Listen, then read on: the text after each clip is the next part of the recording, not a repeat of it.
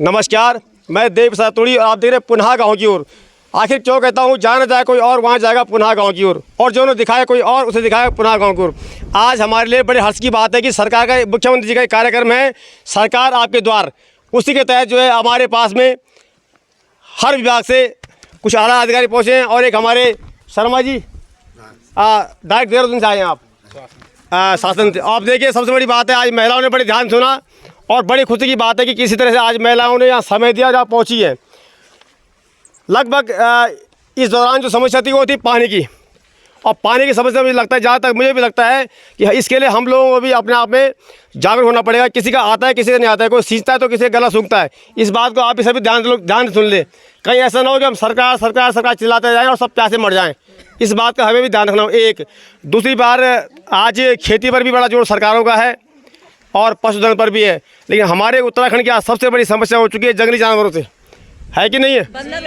बंदरों से। अगर कुछ उगाते भी हैं तो किस प्रकार सरकार क्या करती है, आज फेंसिंग करवा रही है आज की तारीख में, लेकिन फेंसिंग हर जगह हो नहीं सकती है। इस पर हम साहब से बात करेंगे।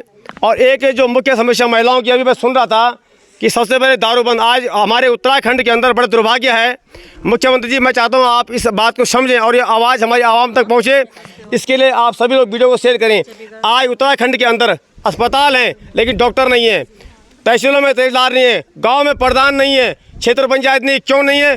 कि विधायक की तनख्वाह तो 2.5 लाख रुपये और प्रधान की 1500 और 3500 होती है। उसे भी अपना पेट पालना है, उसे भी ठेकेदारी करनी है, काम करना ही पड़ेगा। एक दूसरी बात जो है, आजकल जो समाज में खुलेआम शराब परोसी जाती है, उस पर भी ग्राम प्रधानों को भी ध्यान देना होगा। ये विशेष रूप से मैं कहना चाहता हूँ। और अब मैं चलूँ थोड़ा साहब के पास में। साहब, आपका स्वागत है हमारी ग्राम सभा नौकोट में और बहुत धन्यवाद। मैं सुन रहा था, मैंने लाइव भी चलाया, आपने जितने प्यार समझाया, सभी को आपकी बातें बड़ी समझ आई, धन्यवाद। तो साहब, आप हमारी जो मुख्य समस्या ये है, ये अगर कोई बेटी बहू कुछ खेती करना भी चाहती है तो उसे खेत तक जाना बड़ा मुश्किल है। यहाँ तक कि बंदरों का इतना आतंक है कि हमारे जो बच्चे हैं स्कूल ले जाना बड़ा मुश्किल है। हमारे यहाँ फूलदे का त्यौहार होता है जो कि धूप छिपने के बाद हम फूल तोड़ते हैं। आज हमारे बच्चे उन फूलों को तोड़ने तक नहीं जा सके, मात्र वीडियो में दिखाते हैं शहरों से कि फूलदेई की बधाई हो।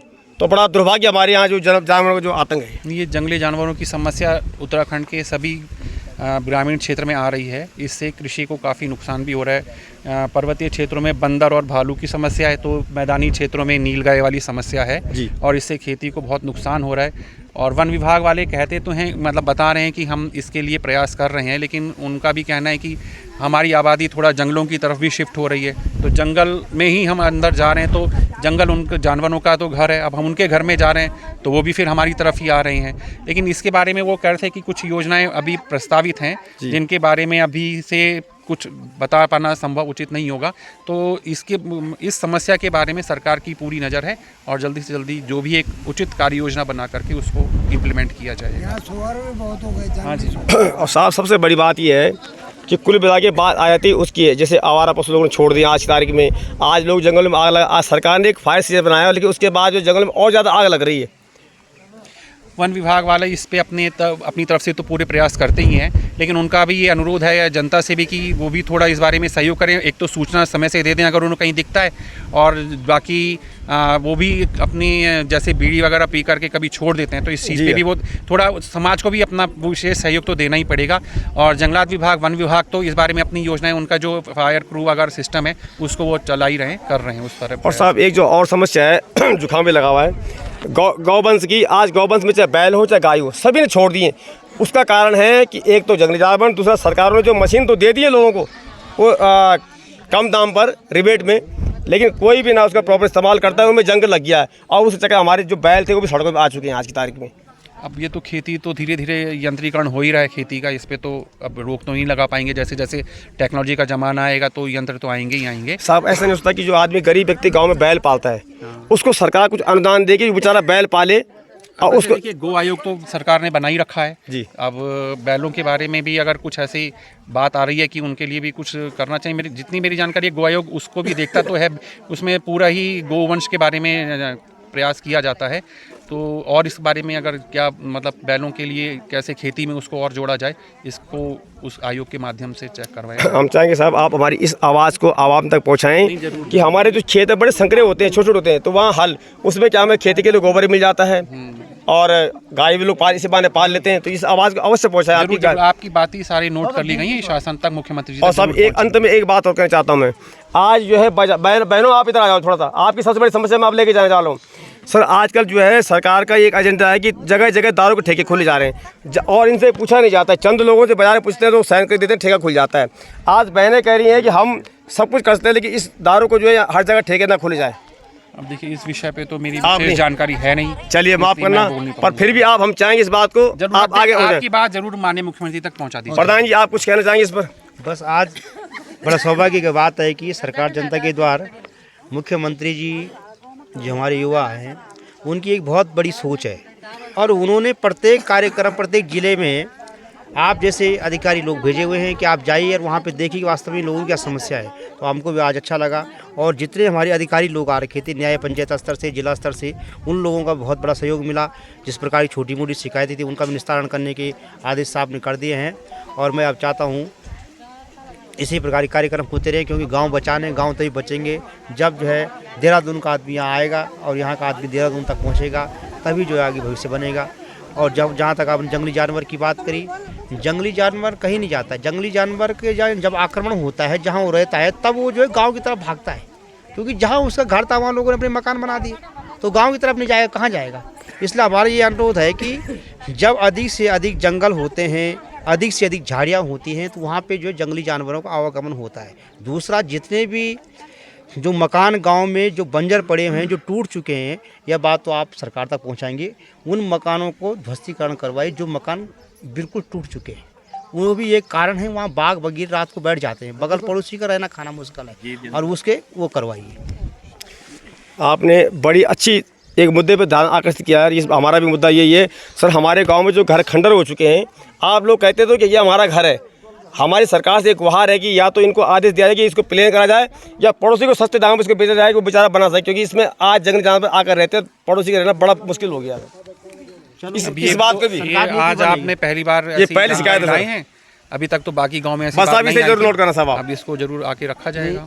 वैसे ऐसे उपाय का दूसरे की जमीन को एकदम से वो कर देता थोड़ा देना है सस्ते दाम पे बेच सकते हैं इसको, तो जब तक वो खुद नहीं बेचेगा वो क्या चलिए ठीक है साहब। ये अब आप हमारे बुजुर्ग भी हैं और रिटायर्ड अधिकारी भी हैं। पहले तो बहुत अच्छी बात है कि हमारी सरकार जो है प्रत्येक अधिकारी और कर्मचारी को जनता के द्वार तक भेज रही है और हमें जो है सरकार के विविध कार्यक्रमों का लाभ लेना चाहिए और जानकारी हासिल करनी चाहिए।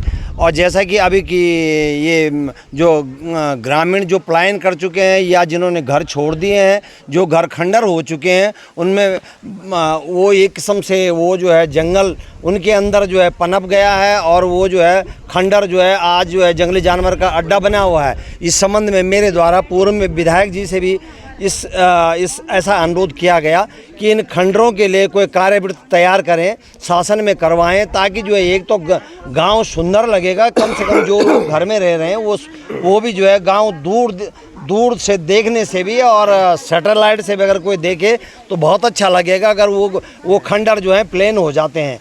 और वो जो पड़ोसी है जो उस खंडर के पड़ोस में रहता है वो कम से कम अपने को सुरक्षित महसूस करे। सरकार इसके लिए कार्यवृत्ति तैयार करे, चाहे उसको मनरेगा के थ्रू, चाहे समझौते के थ्रू, या वो स्वयं करे जिसका वो खंडर है, या तो वो स्वयं करे, उसमें कोई खेती करे, कोई काम करे, तो उस खंडर को न रख करके, या फिर जो है सरकार जो है मनरेगा के थ्रू जितने भी गाँव में खंडर हैं उनको कम से कम प्लेन करके छोड़ दे।